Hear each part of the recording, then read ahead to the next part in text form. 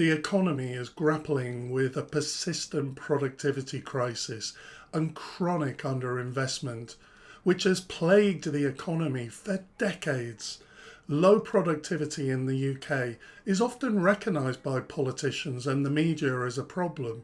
The previous government implied that people should just work harder and that there are too many people signed off work sick. This is typical of the neoliberal age that we live in. Avoid the truth and blame the workers. Why is no one talking about how lack of investment has been so low for decades? How this is choking the UK economy? How this must be one of the major causes of the productivity problem?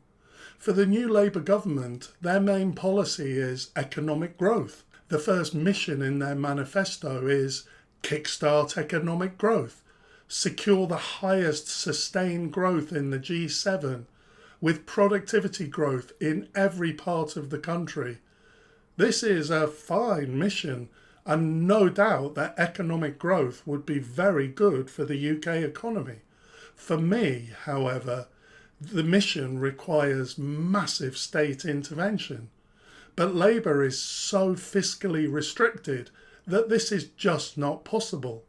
Instead, the new government is relying on a business-led revival, but for me this is really precarious. The party needs a robust strategy that goes beyond mere rhetoric, recognising that neoliberal policies have failed to deliver the vibrant, investment-driven economy promised. So let's look at the productivity problem. Since the 2008 financial crisis, the UK's productivity growth has stagnated. This chart shows output per hour worked in real terms. Productivity was consistently growing around 2% per year for the period 1971 to 2008. Since the financial crisis in 2008, it's barely grown.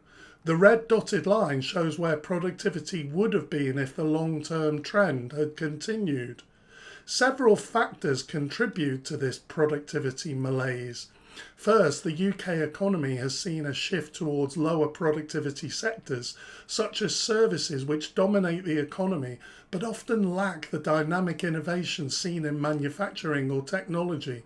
I'm doing a separate video on services in the UK economy and whether a service economy is as beneficial long term as a manufacturing economy.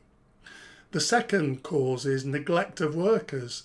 There's just been insufficient investment in human capital, with education and skills training failing to keep demands of a rapidly changing global economy. Third, the national infrastructure necessary to support a high productivity economy, such as transport, digital connectivity and energy, has been underfunded and neglected.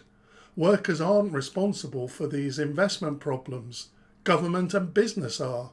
So let's take a look at what's been happening to investment in the UK, and we start to see one of the real problems. This chart shows investment, both public and private, as a percentage of GDP. For 24 of the past 30 years, the UK, shown by the yellow line, has had the lowest rate of investment among the G7 nations. Now, OECD forecasts don't provide any good news going forward. The forecasts for 2024 and 25 suggest that the UK will continue to struggle. UK investment is expected to fall in both 2024 and 2025, unlike the trends in the other G7 countries. Now, we often hear about the productivity problem. We don't often hear about the investment problem. Why is that? Well, I think it's just easier to blame the workers than either the government or business. Corporate investment in the UK has been particularly lacklustre. These two charts break down investment into public and private investment. The top graph shows public investment, government investment, as a percentage of GDP.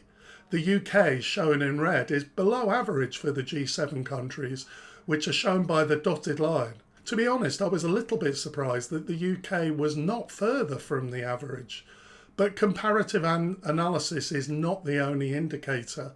We only need to look at the state of the UK economy, of the national infrastructure, of the NHS, of the transport system, of school buildings. I could go on. The country is falling apart, and the state has been negligent in its role here. For private investment, the UK really is at the bottom of the pile, again shown in red. Decades of Thatcherism and neoliberal economic policies were supposed to encourage business-led growth and innovation. Clearly, it just hasn't worked. So I don't think the new Labour government can afford to pin its hopes on a business-led recovery. The policy changes are minimal. The government needs to recognise that it needs to take the lead in addressing the UK's investment shortfall. Now, this is only anecdotal evidence really, but it tells a story, I think. I came across this article from earlier this year explaining how the CEO of energy company Octopus was complaining that years-long waits to connect projects are hindering its UK investments, that grid connection delays and planning hold-ups could force it to shift billions of pounds in investment overseas. I think that the government has to take much more of a lead on this than Labour is currently proposing, particularly on infrastructure and the green economy. We need to reject the old neoliberal ideas and go back to a bit of good old Keynesian policies. I've made a separate video on that. Thanks for watching, and I'll see you next time.